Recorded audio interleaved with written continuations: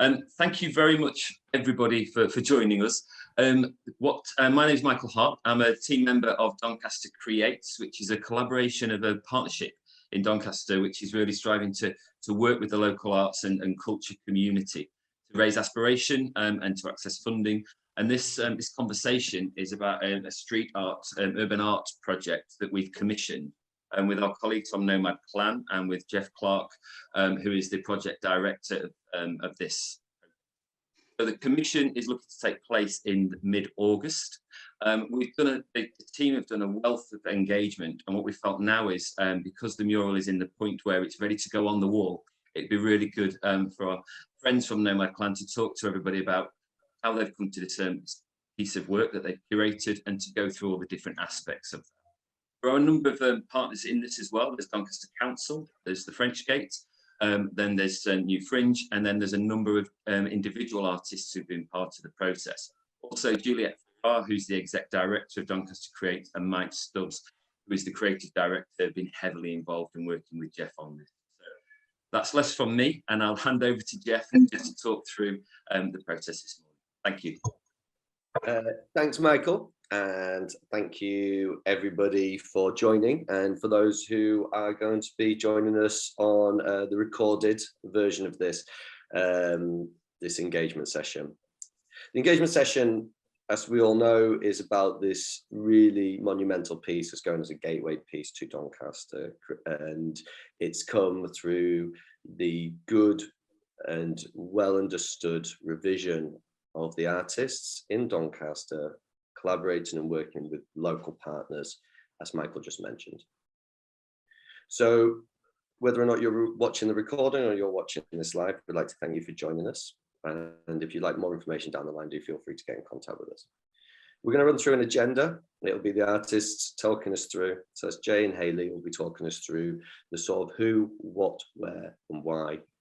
A little bit about themselves, a little bit about why they're well practiced and big wall specialists, why Doncaster, and then we'll jump into the design exciting bit there about the different elements and the totems and what they mean and how they relate back to Doncaster. We'll then open into a short Q&A session. If you've got any questions, that's both real time or that follow up, you can then do it via email to us.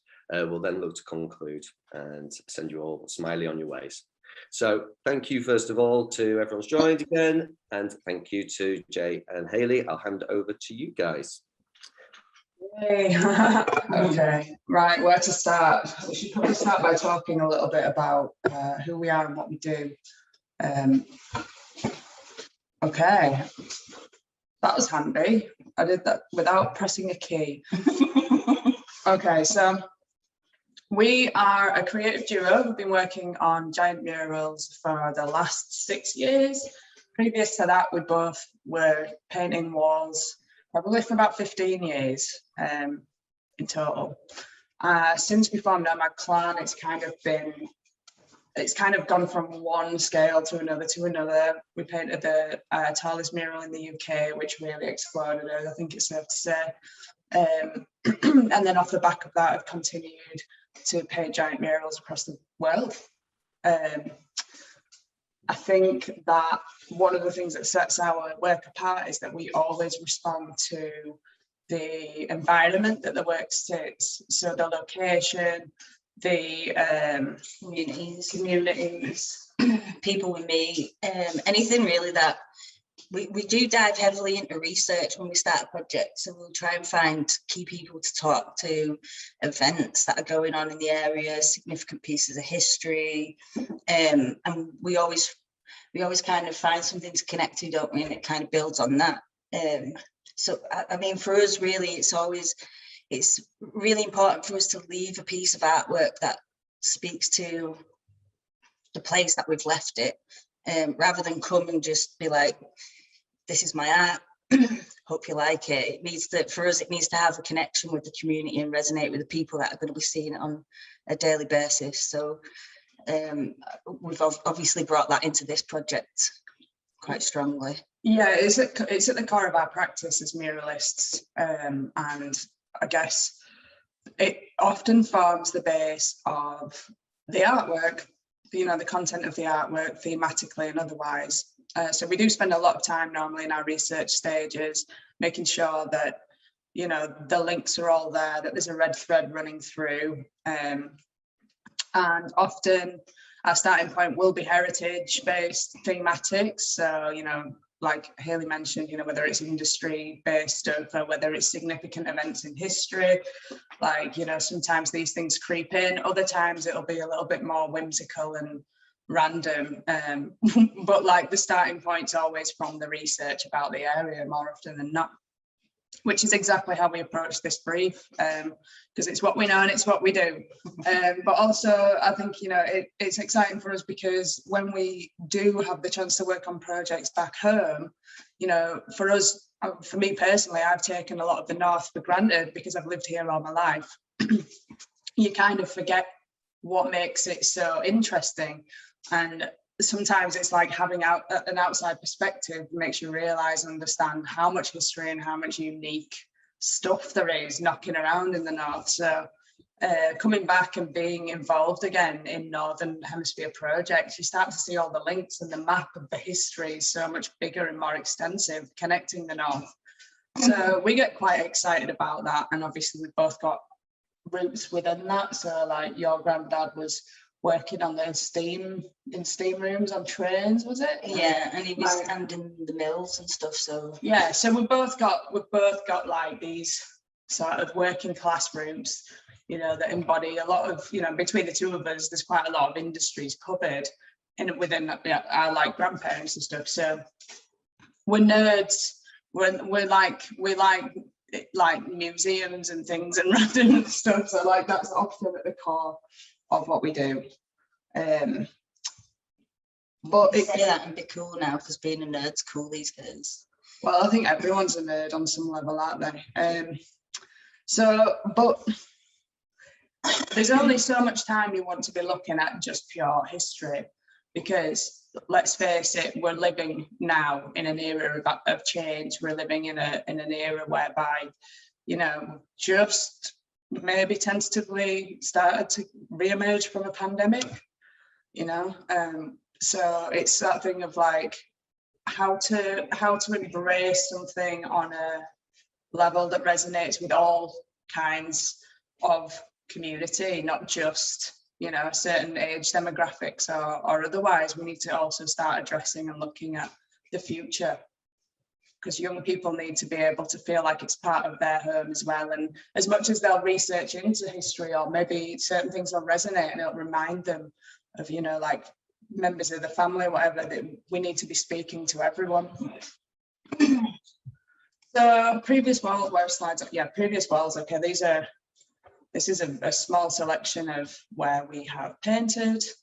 A lot of those are random Northern. This is a list that could easily be 1 year out of the Nomad Clan schedule there. So it's quite exhaustive, like the list, and hopefully it's just going to keep continuing when we can travel again. So you can get a bit of an example on previous walls. This slide here, these are all at different stages of our career, incidentally, but you can see here where some of the industry stuff kind of seeps into almost like folklore tales, almost like book illustration vibe to them, you know. So, for example, the one on the far right there, that was in Belfast on what's that corner called? Freedom Corner, which is where all the political murals normally are. And they are just actually out of shot, cropped out in that picture.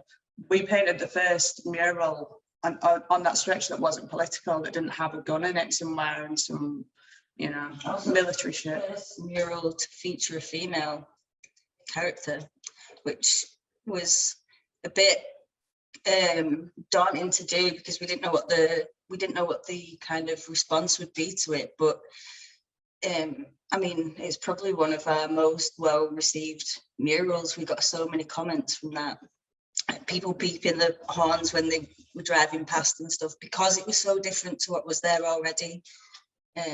But that also, it nods to the flax mills. The flax industry, yeah, that was there. There was a mill just down the street, and but they went into some weird Irish folklore around flax and stuff, because there's these weird, like almost elvish style stories of elvish style people like knocking around gathering these blue flowers for whatever. Anyway, so like the thing about this is that it was breaking the mold again. It was pushing a little bit outside of the comfort zone of what was already there. However, the impact of this was so far reaching, because kids have to walk past that mural to go to school every day.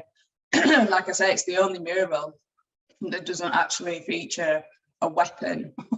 And you imagine you're taking small kids, you know, past those sorts of murals every day. There's sort of an energy and a hostility to it. So it kind of switched it up and gave people something to sort of escape into, and is still a very strong talking point to this day. I mean, it's been sat there for a good 3-4 years and it gets photographed all the time. But that's just to show a little bit of how we infuse elements of history. So we have some initial sketches. I guess really it's probably quite important to discuss the design to make sense of some of the sketches, but these are sort of studies of things like the sand house. So the sand house was an incredible Victorian, I think it was Victorian, it was like 1800s, Doncaster house that had been carved by one man alone, just carving away the insides of this place. It looked absolutely nuts. I don't think it exists anymore. I think it's in ruins. But it was a really significant place right up until the 70s, where people were sort of just going and hanging out in there.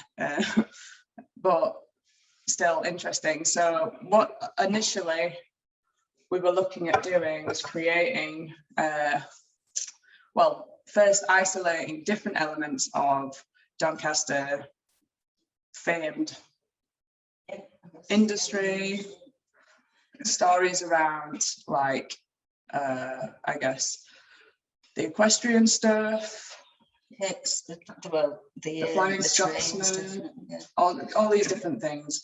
The centerpiece in that was meant to be a woman who had started some sort of chain of bakeries, who was quite a pioneering individual. But at this point we were still unsure as to like who and what to include, but we were exploring different ideas of like this one. There was a lot more symbolism in this one. So like the dots represented one of the jockeys, the jockey's colours that won the first major race at Doncaster races.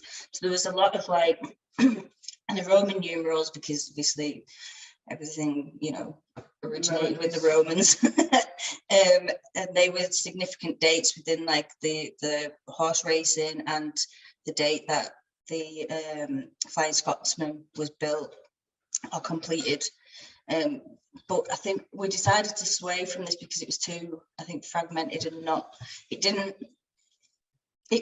I think it would have been too in your face on that wall with the size as well. So we wanted to go with something that works with the trees and the nature and its surrounding areas a bit better, didn't we? Well, yeah, I mean, this is highly graphical, and it almost has like an infographic vibe to it almost. I don't really know, but it's kind of got like quite a strong graphic design element to it.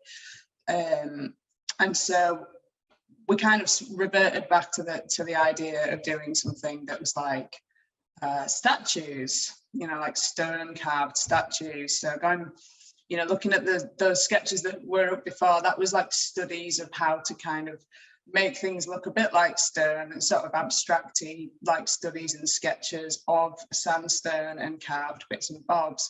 And that's just to kind of hark back to the Doncaster sandstone house. And that was like the starting point really for starting to piece together what we wanted to see within this overgrown garden. Because one of the biggest issues we have are the trees, which of course we need, and we don't want to, like, you know, we need to keep them there, blah, blah, blah, but how to integrate these into the piece and have something that works as one.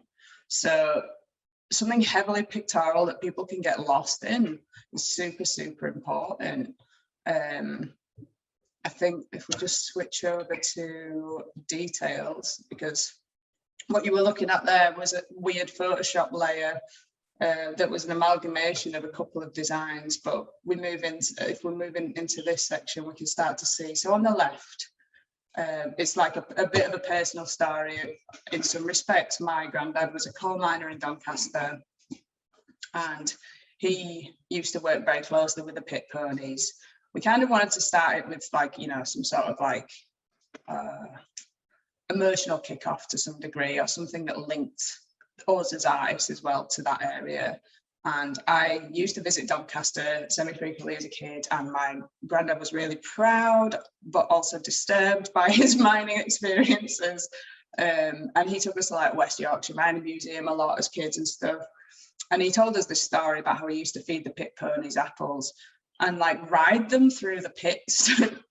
Just ride them through the pits to try and get them some exercise and stuff. You know, they were both being exploited for this industry, I guess, in some respects, but they got this really strong bond, and he actually really missed the job because he missed the bond that he had with those ponies. So I kind of wanted to chuck that in there. It's mainly a nod to the miners and a bygone industry. Moving in to the next set of details, so we're looking at the horse racing. Like, obviously, so we're moving from horses being used in pits. We're kind of doing a bit of a nod at horse at the equestrian stuff, but without going too far into the racing element, because that was something that I found slightly problematic as well with the first one. It was a bit too horse racy, and I'm not sure, you know, if that's not a bit, you know, too far in the past in some respects. So now we're looking at, the heritage of the mentions here about the sandstone house. The castle. So I'm going to jump in. I feel like all I'm doing is talking here. Yeah. Well, the castle was, I mean, an obvious one for us to include, really. I mean, it fits nicely within the design, and it's something Doncaster should be proud of. It, you know, it talks about you look at castles and you think of history anyway, don't you? So it fits within that section of the design perfectly. It also, I mean, tells a bit of a story as to the strength of Doncaster and what it's endured during its time. And, you know, I don't know. Well, like I mentioned, there's something whimsical and like fantasy-esque about castles, you know. As a kid, it's something to escape into, and this is like right on the doorstep. It's accessible for everyone. So I think this is the other thing. It's pulling in elements of things, of reasons why people would visit Doncaster, you know, and the castle is one of those. And, you know, it's great that it is accessible and that it is there for people to learn about. And so, and it works within this overgrown, you know, sort of like film-like scene where you're looking at all these bygone bits of relics of, you know, that Doncaster was built on, essentially. So moving back, I'm just looking at the other slides now. Yes, okay, so we've got a bit of a section of design. Okay, so from the past, we're shifting into also looking into the future. Now, I don't know why there's a random bows and arrows on there, but I feel like that's from previous design as well. So here we're looking at, like, I wanted to open this up because I want people to be able to sort of connect on so many levels. We've got like history with the Windrush generation coming into Doncaster, and we're also having to, at this moment in time, really start putting things out there for younger generations to aspire towards. And it was really important for us to make sure that there's something happening in each element, you know, that either harks back to a former thing or a future thing. And this is where we're going now with this, right? So,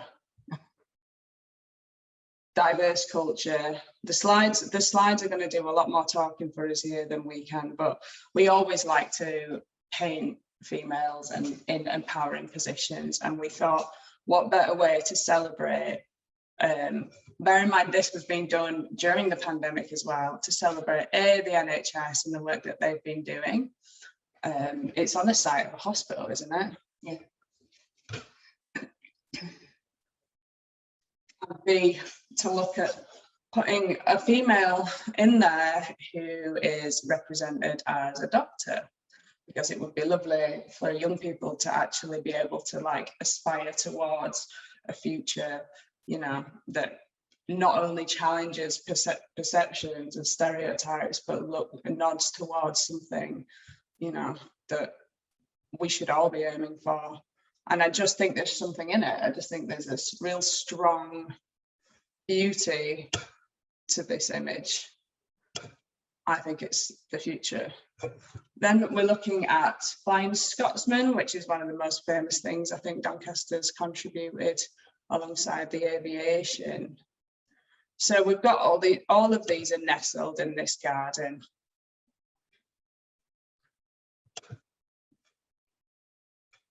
Yeah, and they're all surrounded by and tied together with the foliage that we'll paint, which will, how we kind of see it is that the trees will blend into the image and add to, and we'll just add to the trees with more foliage wrapping around these like pieces of, you know, imagery within the piece. But the idea of that is that it's the roots that flow through, and the roots that tie us all together, the past and the future. And it's just kind of a real symbolic way of kind of illustrating that. But it's a nice way to connect all of these elements together without it being too obvious and too storyboard and too history museum. Yeah, like ideally, rather than doing something, we want something that people can escape into.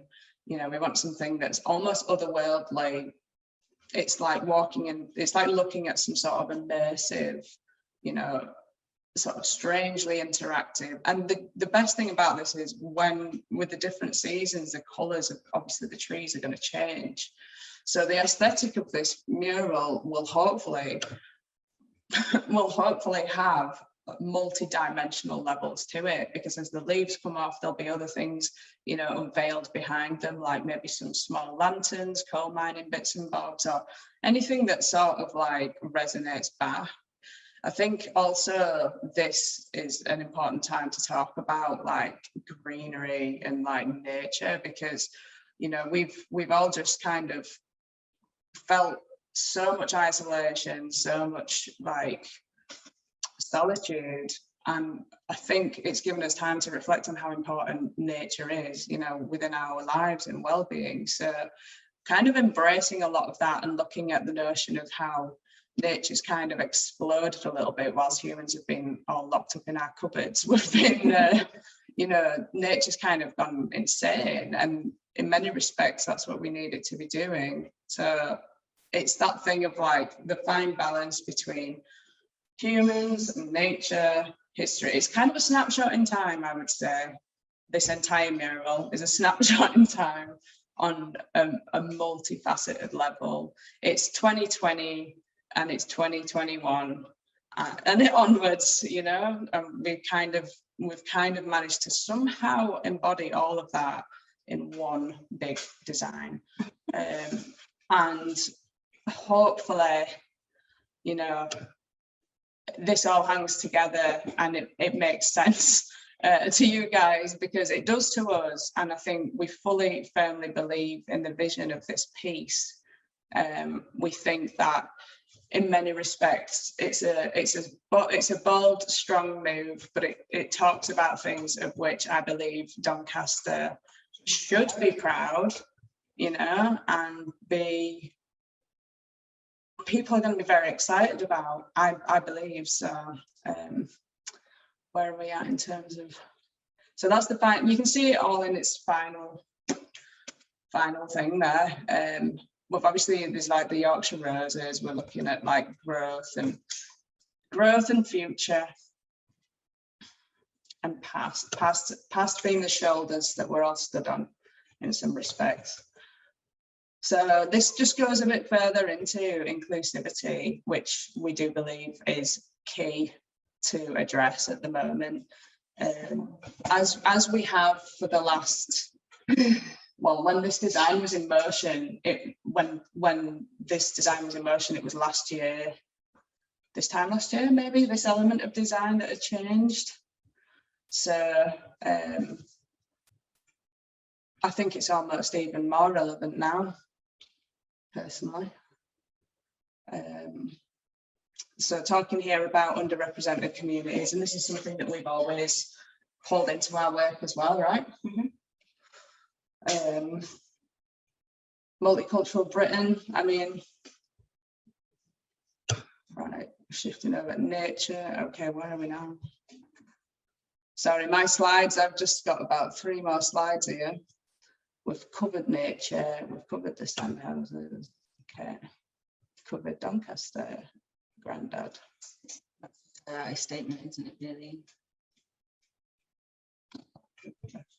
I mean, feel free to come back to this one, guys, because some of the stuff is being reiterated and was a slide designed for people who aren't being able to take part in the Zoom session today, so they can see some of the conclusion of how the paint came together. I think that's actually quite an appropriate time for you to sort of, conclude. And, first of all, thank you for running us through it so comprehensively and taking time to consider the actual art itself. Netting together the fine components of what has been history and then establishing new history going forwards. This is a gateway piece to a town, trying to make sways of directing people to it, increasing visitor numbers, as well as being inclusive of the people who have lived there and conscious of the people who are here through yesteryear. That's why the picture of futures, the past and the present are so relevant to this. And that's why we talk about inclusivity. And that's why we talk about the foliage and the greenage element. But something that everyone's proud of. And what we've done is evidence through some of this documentation that, obviously these guys are so well suited, one through their characteristic of storytelling, but also through just their specialism within big wall elements, so that we can trust in them to be able to deliver through the previous work they've done, and then look to where we can take it to. We're looking to push the boundaries. This is going to be a massive statement piece for Doncaster, as well as for the artists, as well as for the region, I feel, because it will be massive. If I just give a look at the actual design, which you can see on the screen at the moment, one of the things that you can't necessarily see from it unless you're very familiar with the actual wall is that on the right hand side where the pit pony is being fed by Jay's grandfather, and actually the wall curves around a little bit, and then the wall moves along, and then you lose some of it to foliage, which will be included, as they say, on migrate and do come back and forth depending on the time of the year, and then it obviously slenders off into a thinner part of the wall, which will also be covered. All in all, I think it caters for about 108 meters, which is a monumental in size. So a little bit about the timeline. We anticipate starting the paint in the mid-August, of which we will look for 4 weeks worth of painting. So a little bit of the production element of that will come into play, where we will be looking at having a scissor lift there and a cherry picker, as well as some Harris fencing, just to make it all safe. It's all insured. It's all gone through the proper channels with all relevant licensing. We've almost had it a few times, so we're quite well a walked path on this one. So we're very comfortable about delivering it. The exciting thing over the top of it is the businesses which get to benefit and the community which get to benefit, because this will bring on excitement around it, almost a circus and a hive of activity, which we will be doing our very, very best to promote, and working with all the local partners and all the local press links, so that we can really promote this and really bring people towards Doncaster as best we can. It's a reason for people who haven't got off the train before to get on, to come and walk around the town and to navigate around it. So we'll be doing our very best to do that. And there'll be a PR program that works with it. We'll also be working with the nominated charity as towards an end event, which will be done at the Leopard. Thank you, Michael, for your support there. And we will be then housing a closing party in a COVID-safe environment, depending on restrictions at the time, but we will liaise with relevant officials to depict how that looks. But we'll be doing some sort of print giveaway and working, like I say, with charities. We'll also be working with the local brewery and releasing a beer with a design on it. But we want to also hear from you guys. we want exciting ideas. We've got some ourselves. This in itself is going to explode and be something which will be of a scale I don't believe has been done before in Doncaster. So it is an ambitious project, but it's there and it's possible because of the partners in play. So, you know, thank you, Joy and Hayley. Thank you, Michael. Thank you all the partners who've been included. If there's any questions now, if you'd just like to jump in and ask them, if you're live, if you're not, you can write them to me in an email. Okay, thank you. Any questions?